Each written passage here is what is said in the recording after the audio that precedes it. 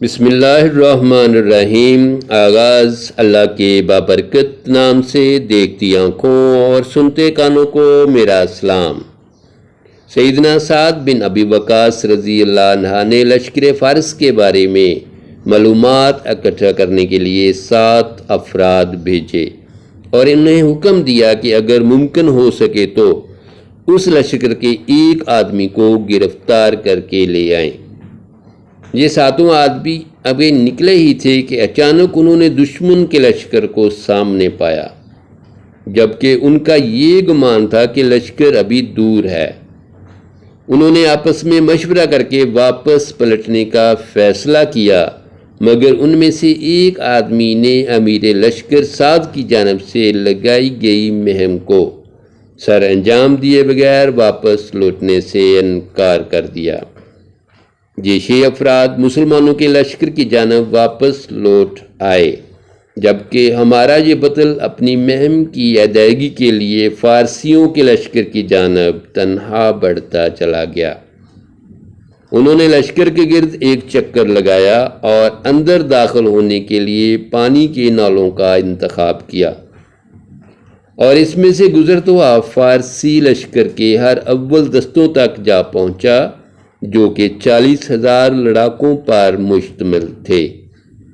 پھر وہاں سے لشکر کے کلب سے گزرتا ہوا ایک سفید خیمے کے سامنے جا پہنچا، جس کے سامنے ایک بہترین گھوڑا بندھا کھڑا تھا۔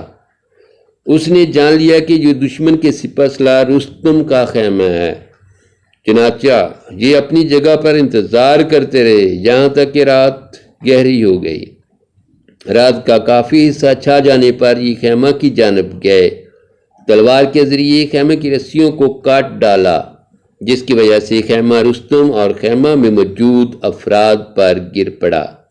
گھوڑے کی رسی کاٹی اور گھوڑے پر سوار ہو کر نکل پڑے۔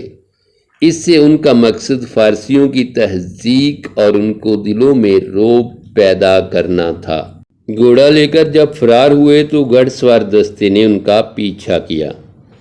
جب یہ دستہ قریب آتا تو یہ گھوڑے کو ایڑ لگا دیتے، اور جب دور ہو جاتا تو اپنی رفتار کم کر لیتے تاکہ ان کے ساتھ آ ملے، کیوں نہ کہ وہ چاہتے تھے کہ ان میں سے ایک کو دھوکے سے کھینچ کر سعد رضی اللہ عنہ کے پاس ان کے حکم کے مطابق لے جائے۔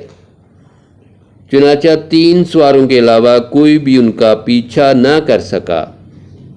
انہوں نے ان میں سے 2 کو قتل کیا اور تیسرے کو گرفتار کر لیا۔ یہ سب کچھ تنہا انجام دیا۔ قیدی کو پکڑا، نیزہ اس کی پیٹھ کے ساتھ لگایا اور اسے اپنے آگے ہانکتے ہوئے مسلمانوں کے لشکر جا پہنچے۔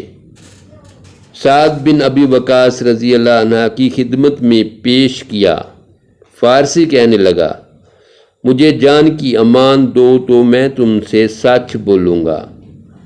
سعد رضی اللہ عنہ کہنے لگے، تجھے امان دی جاتی ہے اور ہم وعدے کی پاسداری کرنے والی قوم ہیں، لیکن شرط یہ ہے کہ ہمارے ساتھ جھوٹ مت بولنا۔ پھر سعد رضی اللہ عنہ نے کہا، ہمیں اپنی فوج کے بارے میں بتاؤ۔ فارسی انتہائی دہشت ناک اور ہیزان کی کیفیت میں کہنے لگا، اپنے لشکر کے بارے میں بتانے سے قبل میں تمہیں تمہارے آدمی کے بارے میں بتلاتا ہوں۔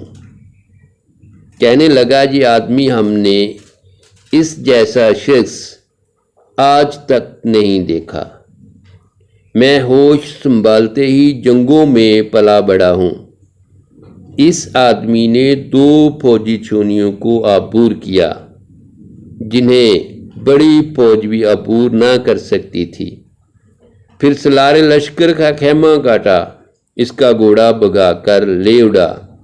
گھڑ سوار دستے نے اس کا پیچھا کیا، جن میں سے محض 3 ہی اس کی گرد کو پا سکے۔ ان میں سے ایک مارا گیا، جسے ہم 1000 کے برابر سمجھتے تھے۔ پھر دوسرا مارا گیا، جو ہمارے نزدیک 1000 افراد کے برابر تھا، اور دونوں میرے چچا کے بیٹے تھے۔ میں نے اس کا پیچھا جاری رکھا اور ان دونوں مقتولین کے انتقام کی آگ سے میرا سینہ دہک رہا تھا۔ میرے علم میں فارس کا کوئی ایسا شخص نہیں جو قوت میں میرا مقابلہ کر سکے۔